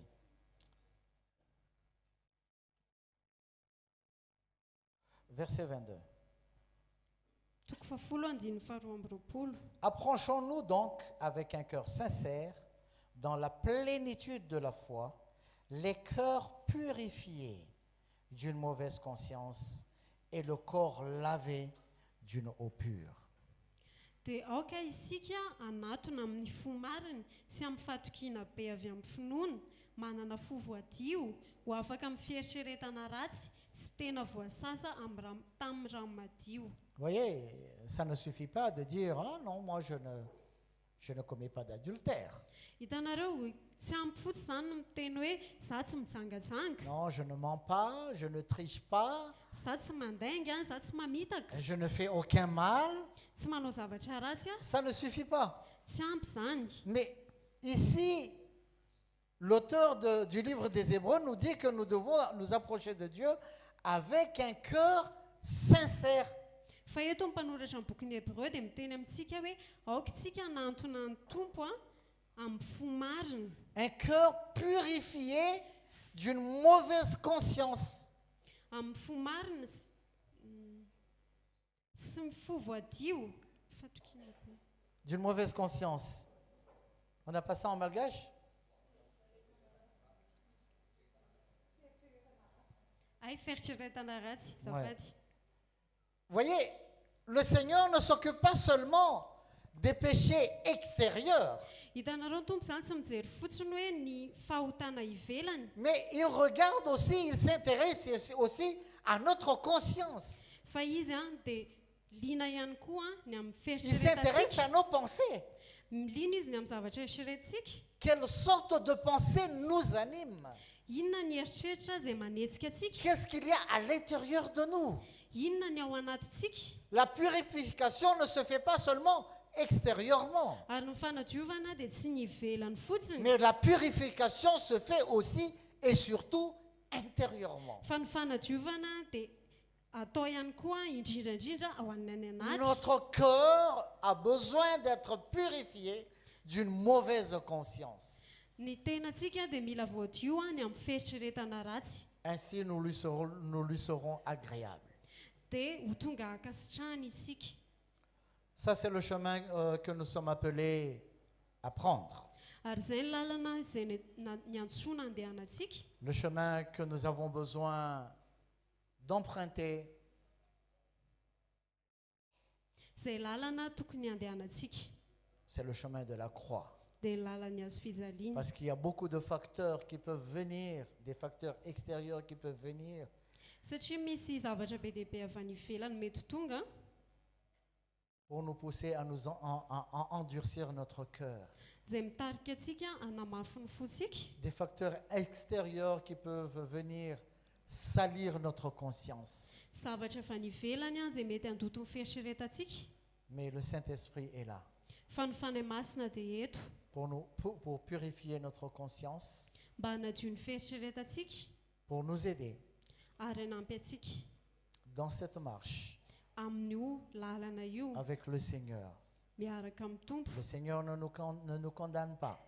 Ny tompo dia tsy manameloka atsika, Il veut nous montrer l'état de notre cœur, frères et sœurs. fa tehany eo amintsika izy ny toetry ny fotsika Et il nous tend la main. dia manatsotra ny tanany amintsika izy, Il nous dit, je veux te donner un cœur nouveau. dia miteny amintsika hoe te hanome anao fo Je veux vaovao, enlever ton cœur de pierre tiako esorina ny fo vatonao pour te donner un cœur de chair. ka hosoloko fo nofo, Te donner un cœur comme le mien. tiako mena fo tahaka ny ahy ianao. Amen. Amen, Amen. amen. Nous allons nous lever. Hiaraka hitsangantsika, Alléluia. Merci Jésus. misaotra Jesosy. Alléluia. Quelle grâce que nous avons un Seigneur qui veut nous transformer, Tena fahasoavana hoe manana tompo te hanovatsika isika, qui veut nous rendre semblables à lui, te hampitovy atsika aminy, qui veut nous soulager de toute amertume, de toute jalousie, de toute haine, ary te hanamevana ny fotsika amin'ireo fankahalana, de tous ces fialonana fardeaux qui sy pèsent sur nous. fahakamangidy sy ny vesatra rehetra izay eo amintsika. Amen. Amen. Alléluia. Nous allons chanter un chant. Hirahira ray tsika. Et